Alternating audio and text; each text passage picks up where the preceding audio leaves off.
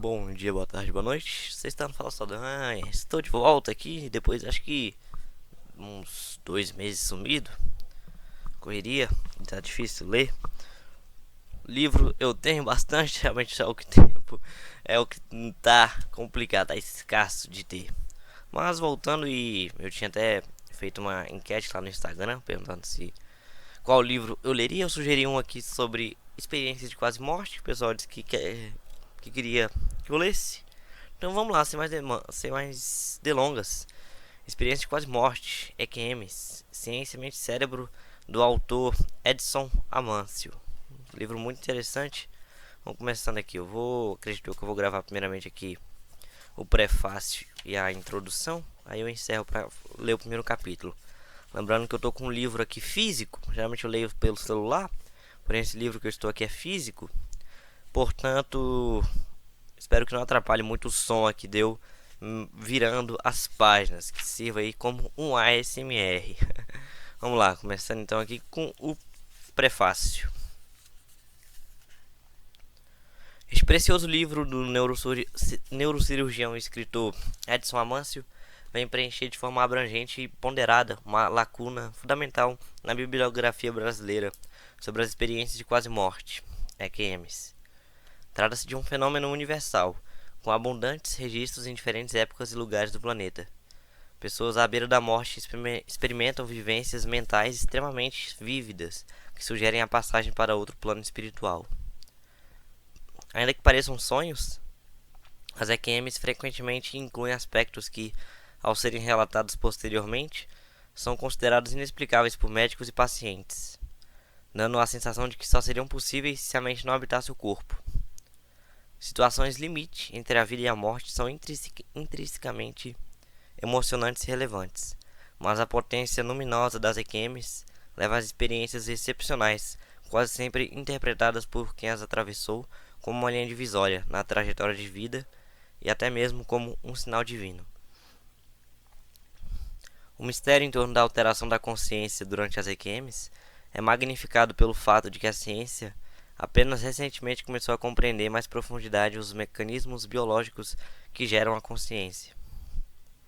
Os estudos pioneiros conduzidos pelas equipes dos neurocientistas Stanislas Dehaene, na França, e Giulio Tononi, nos Estados Unidos, indicam que a distinção entre percepções conscientes e inconscientes decorre respectivamente do maior ou menor espalhamento cortical da atividade elétrica. Quando finalmente alcançarmos uma teoria geral de funcionamento do cérebro humano, espera-se que seja possível compreender os processos neurais que produzem a consciência, tão bem quanto compreendemos os processos cardíacos que explicam a circulação sanguínea, ou os processos hepáticos que explicam a filtração de toxinas realizadas pelo fígado. Se e quando isso ocorrer, é provável que as EQMs venham a ser explicadas por mecanismos tais como o aumento do espalhamento cortical da atividade elétrica, bem como pelo aumento da sincronização neuronal em altas frequências. Fenômenos semelhantes ocorrem durante o sono com sonhos e também pela ação de psicodélicos clássicos. Não podemos, entretanto, ter certeza de que esse programa de pesquisa se desenvolverá desse modo. Se o mais provável é que o entendimento da consciência exija apenas uma nova biologia, não é impossível que venha exigir também uma nova física, capaz de dar conta de fenômenos ainda não descritos cientificamente, relacionados à noção de espírito fora do corpo. É por essa razão que o livro tangencia os bardos tibetanos e a física quântica, dois pontos de vista que ao primeiro olhar são completamente díspares, mas têm potencial de convergência, dependendo do que pesquisas futuras venham a encontrar. Mesmo sendo um médico experiente, tarimbado na busca de explicações racionais para sintomas neurológicos e alinhado ao rigor científico em sua prática clínica, Edson Amâncio mostra a abertura de ideias ao se colocar como um observador neutro diante da farta evidência de EQMs revisada neste livro. Essa firme aderência ao ceticismo saudável, verdadeira profissão de fé na possibilidade de aprender sempre mais, é uma das maiores qualidades da obra. Ao não tentar reduzir, tampouco mistificar nossa ignorância sobre as EQMs, Edson Amâncio contribui significativamente para que possamos primeiro reconhecer e depois entender os mecanismos subjacentes às experiências de quase morte. Uma possibilidade instigante a ser explorada empiricamente propõe que a passagem da vida para a morte seja caracterizada por uma grande desaceleração do tempo subjetivo, durante o qual o eu onírico passearia pela vastíssima coleção de memórias armazenadas ao longo da existência, revivendo ou refazendo experiências com as cores daquilo que já foi vivido. Talvez a vida eterna seja apenas uma sequência de sonhos no feitio daquilo que se vivenciou no passado. Essa possibilidade tem potencial para explicar a noção, tão prevalente em diversas culturas, de que os virtuosos habitam algum tipo de paraíso após a morte, enquanto os pecadores são enviados ao inferno. Nessa concepção, o inferno não seria os outros, mas simplesmente o estar em si mesmo. Outra possibilidade, não mutuamente exclusiva com a exposta acima, sugere que diversos mecanismos fisiológicos postos em marcha durante o processo de morte induzam tal sincronização neuronal, que produzem uma experiência de dissolução de representações mentais, levando finalmente a um enorme clarão. Qualquer semelhança com a clara luz do vazio do budismo não deve ser mera coincidência. Evidentemente, há inúmeras outras possibilidades para tentar explicar o grande mistério que cerca as EQMs, inclusive as não materialistas. O livro que você tem em mãos não descarta nenhuma delas, pois seu autor compreende que a curiosidade científica e a tolerância cultural são as melhores atitudes diante de um enigma tão profundo, que possamos seguir aprendendo. Siddhartha Ribeiro, neurocientista e escritor. Vamos seguindo aqui para a apresentação. Mas se a literatura não basta para me assegurar de que não estou apenas perseguindo sonhos, então busco na ciência alimento para as minhas visões. Ítalo Calvino. 16 anos atrás, eu nada sabia sobre a experiência de quase morte. Sem grande interesse, tinha visto fragmentos de algum relato na internet, breves referências em jornais ou revistas, mas nada que me houvesse chamado verdadeiramente a atenção. Até que em 2005, ao ler a revista médica inglesa The Lancet, deparei com um estudo prospectivo do holandês Pim van Lommel, publicado em 2001, no qual ele relata 344 casos de EQM minuciosamente documentados em hospitais de seu país. No estudo prospectivo, os pesquisadores têm acesso às causas que estão na origem dos sintomas. Entrevistam os pacientes, verificam os prontuários, informam-se sobre as drogas utilizadas, as dosagens, o tempo de parada cardiorrespiratória, o período de intubação. Já no estudo retrospectivo, os pesquisadores obtêm apenas a informação que lhes foi repassada por quem viveu a experiência. Logo, os estudos prospectivos têm maior fidelidade do que os retrospectivos. Fiquei pasmo ao constatar que uma revista científica de tal importância, entre as mais renomadas publicações da área médica, pudesse oferecer suas páginas para um tema tão discutível como as EQMs. À medida que me aprofundava na leitura, porém, eu me dava conta da extraordinária janela que se abriria na pesquisa médica, caso o tema fosse visto e pesquisado com um verdadeiro interesse científico, como haviam feito Van Lommel e sua equipe. Quantas afirmativas poderiam ser revistas se o assunto escapasse da posição isolacionista a que foi relegado pela ciência oficial e se visse colocado como real motivo de investigação científica?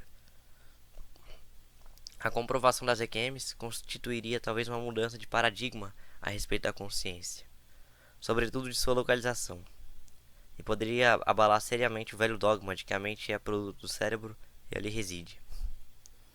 Dito isso, vale citar um cientista, o neurologista Antônio Damasio.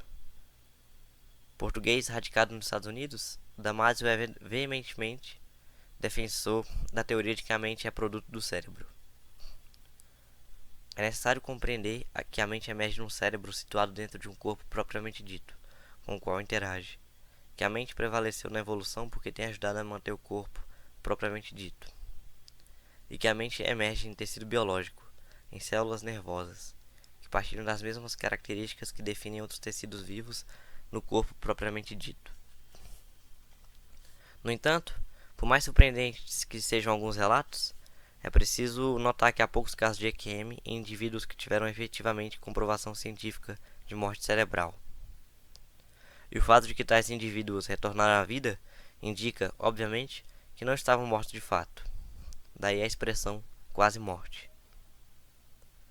Se por um lado é estonteante imaginar que, uma vez despertas, as pessoas relatam fatos ocorridos quando se encontravam inconscientes durante o período de parada cardiorrespiratória, ou sob anestesia geral, por outro lado é mais estupefaciente reconhecer que cada uma delas, ainda com o cérebro mal funcionando, em precaríssimas condições, como de fato ocorre nos poucos minutos após uma parada cardiorrespiratória, desenvolve uma consciência ampliada, a qual o ser humano nenhum é capaz de ter acesso durante o estado normal de funcionamento cerebral.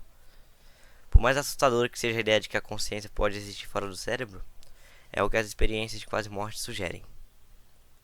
Devemos levar em conta que todas as pessoas analisadas foram consideradas mortas e, no entanto, conseguiram descrever o que lhes acontecia no momento da reanimação, como se sua consciência estivesse mesmo fora do próprio corpo.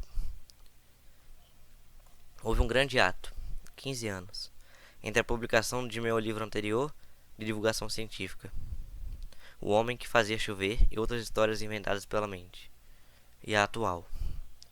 Nesse interregno, dediquei-me à ficção, quase como um derivativo do tema científico, mas sem ter me libertado completamente da medicina, pelo menos no título da novela que publiquei e que se chamou Diário de um Médico Louco. Agora retorno após longos estudos sobre EQM, depois de ter ficado verdadeiramente fascinado pelos inúmeros relatos que ouvia daquelas pessoas que estiveram à beira da morte. Quando comecei a estudar as EQMs, eu não havia lido o livro pioneiro do psicólogo, depois também médico, americano Raymond Moody Jr. Em 75, tendo investigado mais de 100 pessoas que passaram pela experiência de quase morte, Moody publicou A Vida Depois da Vida, que se tornou best-seller nos Estados Unidos e foi traduzido no mundo todo. Depois de ter conhecido o artigo de Pim Van Lommel, passei a ler com grande interesse os autores que haviam se debruçado sobre o tema. O próprio Moody, Michael Sabon, Kenneth Ring, Elizabeth Kubler-Ross, Bruce Grayson e Sam Parnia, entre outros. Veio deles o conhecimento que adquiri sobre o tema, mas sou devedor principalmente de Van Lommel, pela amplitude da discussão sobre EQM, não apenas no célebre artigo da revista Lancet, mas também num detalhado estudo posterior, Eindelos Bewusstsein, Consciência Sem Fim, livro que foi publicado em 2007 na Holanda e que li na tradução francesa. Tanto a leitura do livro de Van Lommel quanto a extraordinária descrição da EQM vivenciada por George Rich, descrita pelo próprio em seu livro Voltar do Amanhã, foram fundamentais para que eu enveredasse pelo estudo das EQMs. Devo ressaltar que não sou especialista no assunto, embora tenha exercido minha especialidade, neurologia e neurocirurgia, durante mais de 40 anos. Não me considero cientista, muito menos especialista em EQM. Mas, durante todo o tempo de exercício de minha profissão, fosse como profissional liberal, fosse como professor universitário, esteve presente em mim a convicção de que o conhecimento científico não deveria ficar restrito aos estreitos muros da universidade e alcançar sempre que possível o grande público. Nesse sentido, escrevi vários artigos de divulgação e atualização científica, em revistas de maior acesso ao público leigo, entre elas a Scientific American Brasil e a Mente e Cérebro. Embora reitere não me considerar autoridade no tema de que vamos tratar aqui em diante, devo dizer que não tenho nenhuma bandeira a defender e mergulhei no assunto sem preconceitos, sem nenhuma animosidade na questão. Este livro começou a ser redigido no verão de 2005. A ideia de escrevê-lo me ocorreu em consequência das entusiásticas reuniões de que participaram o físico Carlos Mendes, o casal de psiquiatras Raquel Jacoya Leal e Felipe Leal, e o psicólogo Matheus Silvestrin. Após a leitura do artigo de Van Lommel, publicado na Lancet, nós nos propusemos a conhecer os principais estudos sobre EQM publicados em revistas científicas e entrevistar quantas pessoas fosse possível que houvessem passado pela experiência de quase morte. O que resultasse desse trabalho poderia ser publicado em revistas científicas ou apresentado em congressos médicos. À medida que as leituras se avolumaram, novos artigos e livros foram pesquisados e um número crescente de pessoas que passaram por EQM foi entrevistado para o nosso canal do YouTube, decidi que precisava não só me aprofundar nas explicações possíveis para essas experiências, mas também confrontá-las com aquelas propostas por filósofos da mente e por neurocientistas. Não houve como evitar a leitura vasta e caudalosa de cientistas materialistas e de defensores do dualismo, estes em pequeno número. As tentativas de buscar explicações na física quântica constituíram um grande desafio. Espero que todo o esforço despendido na realização deste trabalho encontre respaldo nos leitores que se interessem pelo tema. Dedico o livro a todos aqueles que generosamente concordaram em que suas EQMs, gravadas e disponíveis no canal Afinal, o que somos nós? Do YouTube, fossem descritas também aqui. Edson Amâncio. Então vou finalizar aqui essa introdução e o prefácio para a gente começar o capítulo número 1.